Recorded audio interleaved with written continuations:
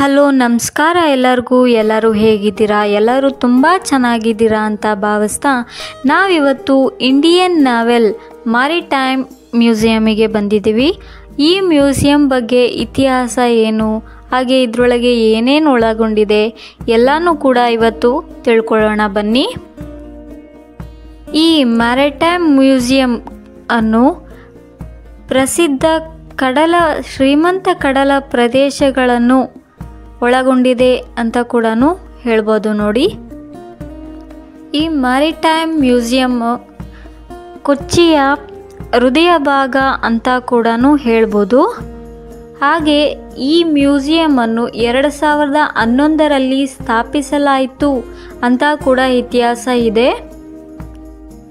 ಇದು scent Paris church ಬಳಿ port ಕೊಚ್ಚಿಯ ಹೃದಯ ಭಾಗವಾಗಿದೆ ಎಂದು ಕೂಡ ಹೇಳಿದರೆ ತಪ್ಪಾಗಲಾರದು. ಈ ಮ್ಯೂಸಿಯಂಗೆ 19ನೇ ಶತಮಾನದ ಹಿಂದಿನಷ್ಟು ಇತಿಹಾಸವಿದೆ ಎಂದು ಹೇಳಲಾಗುತ್ತದೆ. ಈ ವಸ್ತು ಸಂಗ್ರಹಾಲಯದಲ್ಲಿ ಯಾವ್ಯಾವ ಸಂಗ್ರಹಗಳು ಇವೆ ಎನ್ನುವುದನ್ನು ತಿಳಿದುಕೊಳ್ಳೋಣ ಬನ್ನಿ. ಈ ಸಂಗ್ರಹಾಲಯದಲ್ಲಿ ಕಡಲ ತೀರಗಳಿಗೆ ಸಂಬಂಧಪಟ್ಟ ಹಾಗೂ ನೇವಿ ಬೇಸ್ಗಳಿಗೆ ಸಂಬಂಧಪಟ್ಟ ಪ್ರತಿಯೊಂದು ವಸ್ತುಗಳು ಇಲ್ಲಿ ಇವೆ ಅನ್ನೋದು ಕೂಡ ಹೇಳ್ಬೋದು. ಪ್ರತಿಯೊಂದು ಕಡಲ ತೀರ, ಹಾಗೆ ಈಗ ಸ್ಟಾರ್ಟಿಂಗಿಂದ ಹೇಳೋದಾದರೆ ಫಸ್ಟು ನಮ್ಮ ದೇಶಕ್ಕೆ ಬಂದ ವಾಸ್ಕೋ ಡಿ ಗಾಮ ಅವನ ಪರಿಚಯದಿಂದ ಹಿಡಿದು ಪ್ರತಿಯೊಂದೂ ಇಲ್ಲಿ ಇದ್ದಾವೆ ಅಂತ ಹೇಳ್ಬೋದು ನೋಡಿ. ಈಗ ನೀವು ನೋಡ್ತಾ ಇದ್ದೀರಲ್ಲ, ಹೇಗೆ ಹಿಂದಿನ ಕಾಲದಲ್ಲಿ ನಮಗೆ ಮುತ್ತು ರತ್ನ ಹೇಗೆ ಸಿಗ್ತಾ ಇದ್ವು, ಹಾಗೆ ಹೇಗೆ ಕಡಲ ತೀರದಿಂದ ನಮ್ಮ ಭಾರತಕ್ಕೆ ಬಂದರು ಅನ್ನೋದನ್ನು ಕೂಡ ಚಿತ್ರಗಳು ಬಿಡಿಸುವುದರ ಮೂಲಕ ಇಲ್ಲಿ ತೋರಿಸಿದ್ದಾರೆ ಅಂತಲೂ ಕೂಡ ಹೇಳ್ಬೋದು. ನೋಡ್ತಾ ಇದ್ದೀರಲ್ಲ ನೀವೇ, ಹೇಗೆ ತುಂಬ ಚೆನ್ನಾಗಿ ಚಿತ್ರ ಬಿಡಿಸಿದ್ದಾರೆ ನೋಡಿ. ಇದು ಮಾಡರ್ನ್ ನೇವಿ ಬೋಟ್ ನೋಡಿ. ಇದು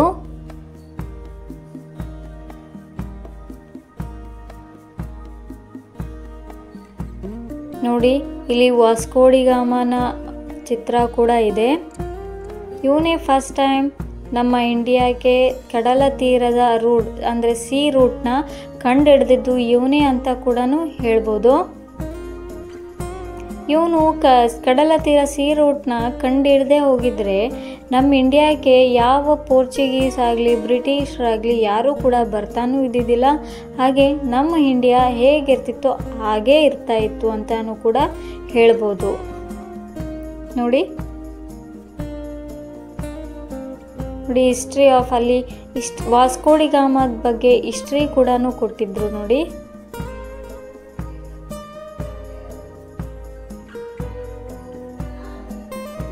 ನೋಡಿ ಹೇಗೆ ಸಿ ರೂಟ್ನ ಕಂಡುಹಿಡಿಯಲಿಕ್ಕೆ ಮೇಕರ್ಸ್ ಎಲ್ಲ ಹೇಗೆ ತಯಾರು ಮಾಡ್ತಾಯಿದ್ರು ಅನ್ನೋದನ್ನು ಕೂಡ ಕೊಟ್ಟಿದ್ದಾರೆ ನೋಡಿ ಇಲ್ಲಿ. ಹಾಗೆ ಇಲ್ಲಿ ಕಾಫಿ ಬೆಳೆಯೋ ಚಿತ್ರನ, ಹಾಗೆ ಮಾರೋ ಚಿತ್ರನ ಪ್ರತಿಯೊಂದನ್ನು ತೋರಿಸಿದ್ದಾರೆ ಇಲ್ಲಿ. ನೋಡ್ತಾ ಇದ್ದೀರಲ್ವ ನೀವೇ.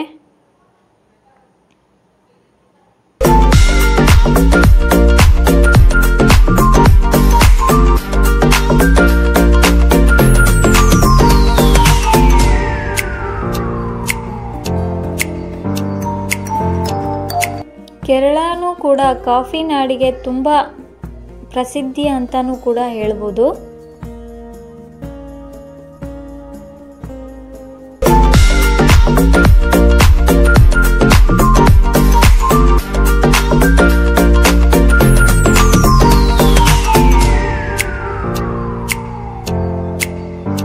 ನೋಡಿ, ಇದೆಲ್ಲ ಪೂರ್ತಿ ಕಡಲ ತೀರ. ಆ ಕೇರಳ ಹೇಗೆ ಅಂದರೆ ನದಿ ಈ ಸಮುದ್ರ ದಂಡೆ ನಡುವೆ, ಅಂದರೆ ಇದು ಪೂರ್ತಿ ಕೇರಳ ಸೀದಾ ಇದೆ, ಸ್ಟ್ರೈಟಾಗಿ ರೌಂಡಾಗಿ ಇಲ್ಲ. ಎಲ್ಲೆಲ್ಲಿ ಪ್ರದೇಶಗಳು ಇದಾವಲ್ವ ಅಲ್ಲಲ್ಲಿ ಕೇರಳ ಬೆಳ್ಕೋತಾ ಹೋಗಿದೆ ಅಂತ ಹೇಳ್ಬೋದು ನೋಡಿ.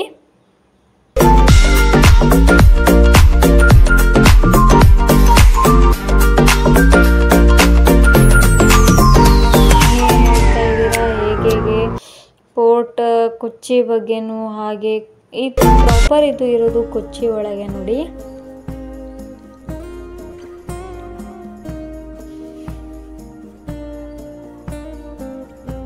ಪ್ರತಿಯೊಂದೂ ಕೂಡ ವಿಸ್ತಾರವಾಗಿ ಹೇಳ್ತಾ ಹೋಗಿದ್ದಾರೆ ಅವರ ಚಿತ್ರಕಲೆಯ ಮೂಲಕ. ಹಾಗೆ ಅವ್ರು ಬಂದ ರೂಟ್ ಹೇಗೆ ಬರುತ್ತೆ ಅನ್ನೋದನ್ನು ಕೂಡ ಹೇಳಿದ್ದಾರೆ ನೋಡಿ.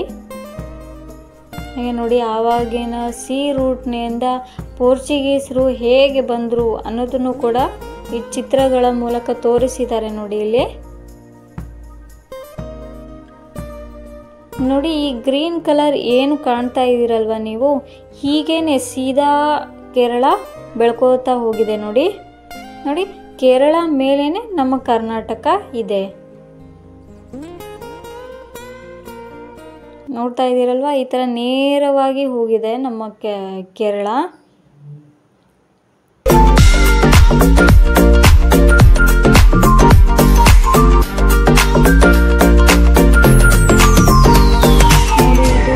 ನಮ್ಮ ಇಂಡಿಯಾದ ಅಕ್ಕಪಕ್ಕಗಳ ದೇಶಗಳು ಅಂತಲೂ ಹೇಳ್ಬೋದು. ಇದು ಪ್ರತಿಯೊಂದು ವಿಸ್ತಾರವಾಗಿ ಸುವಿಸ್ತಾರವಾಗಿ ತೋರಿಸಿದ್ದಾರೆ ಅಂತಲೂ ಹೇಳ್ಬೋದು. ಹಾಗೆ ಹೊರಗಡೆ ಸರೌಂಡಿಂಗ್ಸ್ ಎಲ್ಲ ಹೇಗಿದ್ದಾವೆ ಅಂತ ನೋಡಿ. ಇದು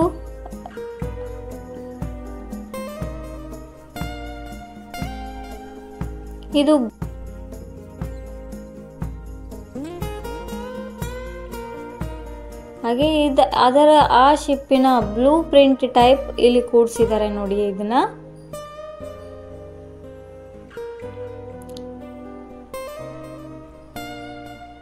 ನೋಡಿ, ಸರೌಂಡಿಂಗ್ಸ್ ಕೂಡ ತುಂಬಾ ಚೆನ್ನಾಗಿದೆ ಇಲ್ಲಿ.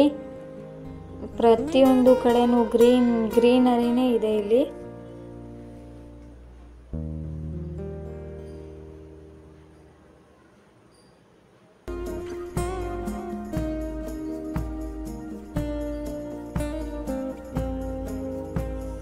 ನೋಡಿ ಇಲ್ಲಿ ನೋಡ್ತಾ ಇದ್ದೀರಲ್ವಾ, ಪ್ರತಿಯೊಂದು ಸ್ಪೇರ್ ಪಾರ್ಟ್ಸ್ ಆಫ್ ನೇವಿ ಶಿಪ್ಗಳಿದ ನೋಡ್ಬೋದು ನೀವಿಲ್ಲಿ.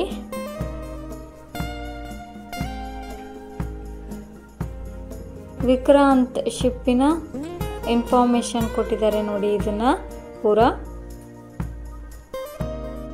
ನೋಡಿ, ವಿಕ್ರಾಂತ್ ಶಿಪ್ ಪೂರಾ ಹೀಗಿದೆ ನೋಡಿ. ಅದರದ್ದು ಬ್ಲೂ ಪ್ರಿಂಟ್ ಸಹಿತನೂ ತೋರಿಸಿದ್ದಾರೆ ಇಲ್ಲಿ ನೋಡಿ. ಆ ಶಿಪ್ಪಲ್ಲಿ ಎಲ್ಲ ಫ್ಲೈಟ್ ಜೆಟ್ಗಳು ಕೂಡ ಹಾರ್ಬೋದು. ಹಾಗೆ ಇವೇನಿದಾವಲ್ಲ ಬ್ಯಾಡ್ಜ್ಗಳು, ಇವೆಲ್ಲ ಆಫೀಸರ್ಸ್ ಸೇಲರ್ಸ್ ಎಲ್ಲರಿಗೂ ಬರೋ ಬ್ಯಾಡ್ಜ್ಗಳು ನೋಡಿ. ಇವು ನೇವಿ ಆಫೀಸರ್ಸ್ ಮತ್ತು ಸೇಲರ್ಸ್ಗಳಿಗೆ ಬರೋ ಬ್ಯಾಡ್ಜ್ಗಳು. ಇವು ಕಮಾಂಡರ್ಗೆ ಯಾವ ಬ್ಯಾಡ್ಜು, ಹಾಗೆ ಸೇಲರ್ಸ್ಗೆ ಯಾವ badge.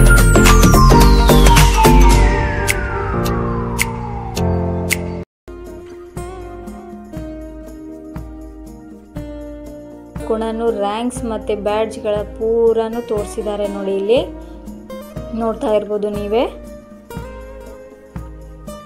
Evaluation of Indian navy ಅಂತಾನು ಕೂಡ ಪೂರಾ ಪ್ರತಿಯೊಂದು ಡೀಟೇಲ್ ಆಗಿ ಇನ್ಫಾರ್ಮೇಷನ್ ಕೊಟ್ಟಿದ್ದಾರೆ ಇಲ್ಲಿ. ನೋಡ್ತಾ ಇದ್ದೀರಾ ನೀವು. ಯಾವಾಗಿಂದ ಇಂಡಿಯನ್ ನೇವಿ ಸ್ಟಾರ್ಟ್ ಆಯಿತು ಅನ್ನೋದು ಕೂಡ ತೋರಿಸಿದ್ದಾರೆ ನೋಡಿ. ಇವೆಲ್ಲ ಬ್ಯಾಡ್ಜ್ಗಳು ನೋಡಿ.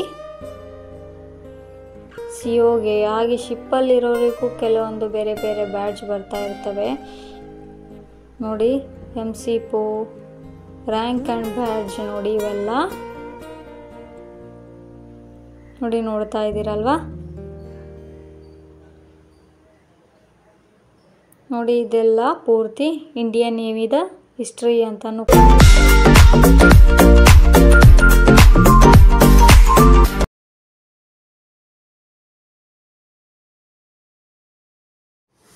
ಇದಿಷ್ಟು ಇವತ್ತಿನ ವಿಡಿಯೋ ಆಗಿರುತ್ತೆ.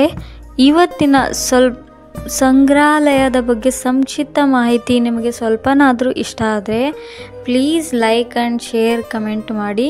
ಹಾಗೆ ಮುಂದಿನ ಭಾಗಕ್ಕೆ ವೇಟ್ ಮಾಡ್ತಾಯಿರಿ. ಮುಂದಿನ ಭಾಗ ಕೂಡ ಬರುತ್ತೆ. ತುಂಬ ದೊಡ್ಡದಾಗುತ್ತೆ. ಯಾಕಂದರೆ ಇಂಡಿಯನ್ ನೇವಿ ಬಗ್ಗೆ ಪ್ರತಿಯೊಂದು ಹಿಸ್ಟ್ರಿ ಕೂಡ ಈ ಮ್ಯೂಸಿಯಮಲ್ಲಿ ಹೇಳಿರೋದ್ರಿಂದ ತುಂಬ ಲೆಂತಿ ಆಗುತ್ತೆ ಅನ್ನೋ ಕಾರಣಕ್ಕೆ 2 ಭಾಗವಾಗಿ ಈ ವಿಡಿಯೋನ